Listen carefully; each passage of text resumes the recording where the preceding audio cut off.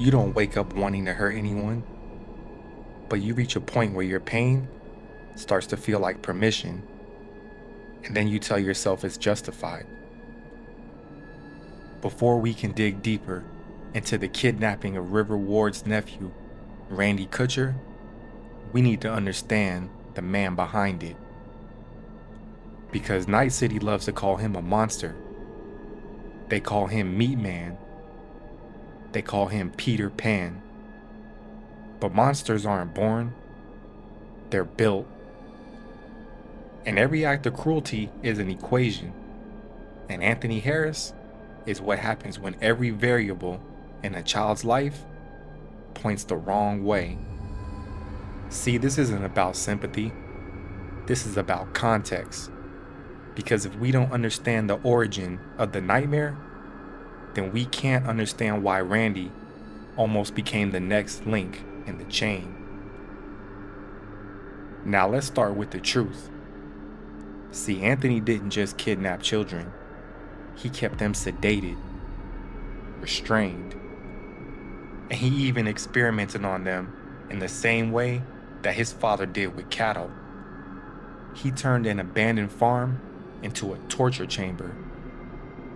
And then he posed as a mentor on his website to lure vulnerable boys. See, he manipulated their pain to trap them. This isn't misunderstood kindness. This is intentional harm. This is calculated predation. And nothing we say about his past is meant to soften that.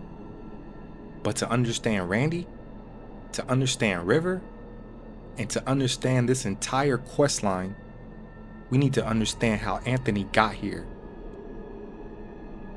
So Anthony, he grew up in Laguna Bend. His mom died young, and his father, he was strict, he was harsh, and he was emotionally numb. He raised him alone on a failing cattle farm. And see, Anthony, he wasn't nurtured. He was trained to be obedient, trained to be silent. He was punished. And see, that's not empathy. That's not warmth. And that's not connection. To Anthony, care became synonymous with control. Not because he wanted to hurt others, but because he didn't understand what care actually looked like. And that misunderstanding will grow into something horrifying. Now this is the psychological turning point.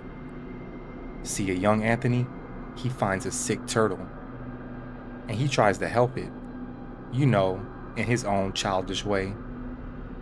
And his teacher, he humiliates him in front of the whole class, called him dangerous, called him disturbed. This wasn't punishment. It was a misdiagnosis. And it taught Anthony 3 irreversible lessons. That compassion leads to pain. That adults don't understand him. And that outbursts, they make the pain stop. The entire Anthony Harris case starts with a sick turtle. And that one moment becomes the blueprint for how he treats helpless things later on in life. So then Anthony's father dies. The farm is lost. And the only structure he ever had disappears overnight. And for a child raised in routine and control, chaos isn't just unsettling, it's catastrophic.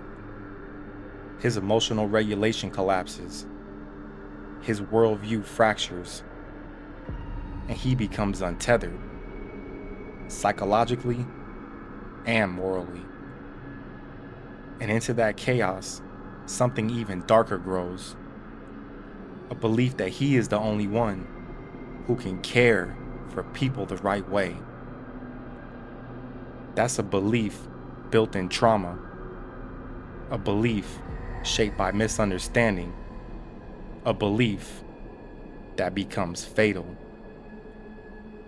And Anthony's website, is one of the most disturbing pieces of his story. He targets boys the same way he once felt targeted by life: lonely, confused, addicted, hurting. See, he doesn't just lure strangers, he lures versions of himself. Not because he wants to heal them, but because he wants to control the pain that he never learned to control in himself. And that's why his victims are always the same profile: young boys struggling emotionally, boys who could have taken the same path that he did. So Anthony, he recreates the only environment that he ever understood: the cattle stalls, sedation, restraints, monitoring, injections. This wasn't sadistic creativity, it was repetition.